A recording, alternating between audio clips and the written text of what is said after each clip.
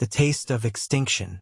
1871 Qing Dynasty legendary deer Sibuxiang, extinct anxiang black pork Xiao Longbao. Episode 13. On a January afternoon in Seoul, a thick cold mixed with sleet was dampening the forest of buildings outside the window. The gray buildings, heavy with moisture, seemed to sink even lower than usual, and the powerful heater in the office stripped away the last bits of humidity, making Siwoo's eyes feel dry and stiff. Siwoo stared blankly at the delivery Xiao Longbao container on his desk before letting out a deep sigh. He had opened the lid with high hopes, but what greeted him was a disastrous sight. The dumplings, which had cooled during delivery, were stuck together stickily, and the moment his chopsticks touched them, the thin skins burst open as if leaving their flesh behind on the bottom of the bowl. What flowed out from the cracks was not radiant broth, but an unpleasant lump of white, solidified pork fat.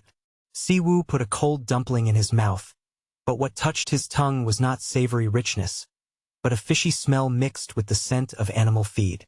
As the dry greasiness of artificially increased fat coated his mouth, Siwoo frowned and turned his head away. Just then, a warm presence pushed in from behind, and Minwoo's firm arms wrapped around Siwoo's waist. "Hey, don't eat that. Eating it will only ruin your mood further," Minwoo whispered low, burying his face in Siwoo's shoulder. Siwoo's ear, touched by Minwoo's breath, grew warm.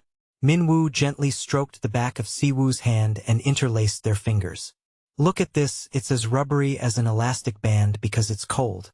Today's pigs are raised like factory products, so their fat has no aroma at all. It's just slippery grease. A real Xiao Longbao should have broth that explodes like fireworks in your mouth the moment you bite into it.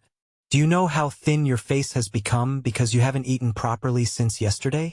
It really breaks my heart." Minwoo gently lifted Siwoo's chin to make him meet his eyes. "Let's go, today's menu is truly special.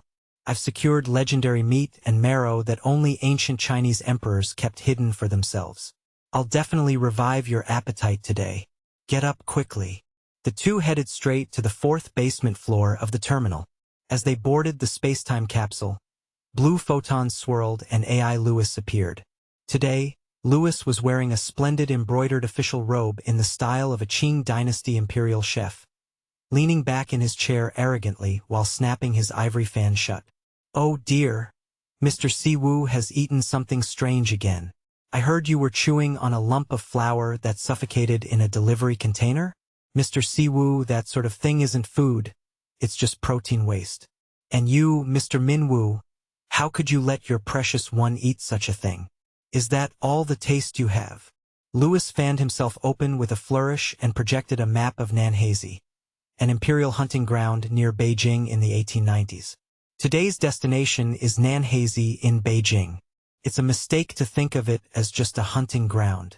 It's a kind of ecological vault where precious creatures vanishing from the earth gathered under the emperor's final permission. We will use exactly 2 ingredients. One is the bizarre creature with a horse's face, deer antlers, cow hooves, and a donkey's tail, the Sibuxiang. By the end of the 19th century, they were already extinct in the wild, and this Nanhazi was the place for the last remaining real extinct animals. And the other is the legendary Nanxiang black pork, brought all the way from the Nanxiang region of Shanghai to Beijing as a tribute to the emperor. Raised for over a year on only acorns and chestnuts, its fat carries a nutty aroma. It's an insult to even compare them to today's factory pigs. Now, enough with the nagging. Let's begin the time slip. When the capsule's hatch opened, an unrealistically thick fog greeted the two. The dawn of Nanhazi in the late 19th century was filled with heavy air holding primordial moisture, the polar opposite of Seoul's dryness. Siwoo held his breath at the landscape gradually revealing itself through the white fog rising to his ankles.